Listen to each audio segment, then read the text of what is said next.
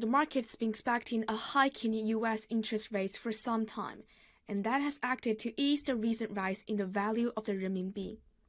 That was welcome news for textile exporter Zheng Daying, as the appreciation of the renminbi since the first half of last year has eaten up at least 3% of its profits.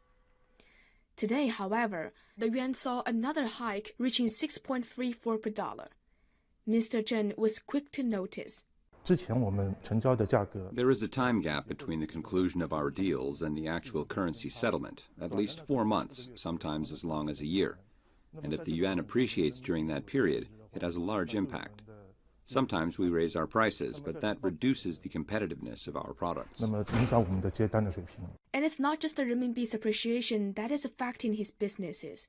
Rising raw material prices together with surging shipping costs have all brought new challenges for his export orders. Zheng's team saw a year-on-year growth of more than 20% in export orders from 2020 to the first half of 2021. But things started to change in the second half of last year, when his orders saw a 10% decline from their peak. If inflation continues to be a problem, our overseas clients could wind up having lower import demands.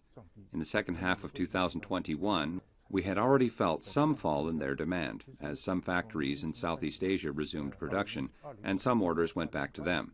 And with the appreciation of the renminbi and the hike in shipping costs and overall production costs, our clients may have been reconsidering who they wanted to buy from.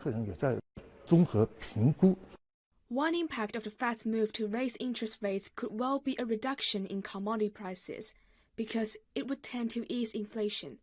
That should bring some relief to the exporters. According to the U.S. Labor Department, the consumer price index for January rose by a higher-than-expected 7.5% from a year ago, the fastest pace in 4 decades. And the fast growth continued last month, surging 7.9% from a year previous. Given that inflation is far above the Fed's long-term target of around 2%, the central bank has had to raise the interest rates.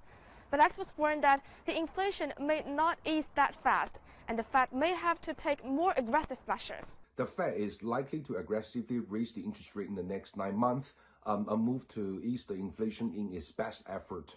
So the current inflation in the U.S. was mainly driven by the rising commodity prices as well as the supply chain disruptions. So the monetary policy has always had a very limited impact to solve the problem in the supply side. So in order to ease the inflation, the Fed has to lower the demands. So by doing that, the U.S. economic growth might start to slow down, especially in the second half of the year, which might bring some pressures to the Chinese export companies. And exporters have been making every effort to prepare for all these uncertainties. We will continue to focus on maintaining and grow our core competence, which we've been doing in the recent years. We have already set up factories in Cambodia, Ethiopia, Bangladesh.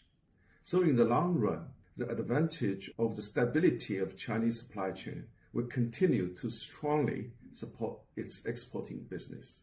Jing says his company has already adopted advanced foreign exchange purchasing to lock in its future exchange rates, and has increased its import business to reduce the impact of export problems.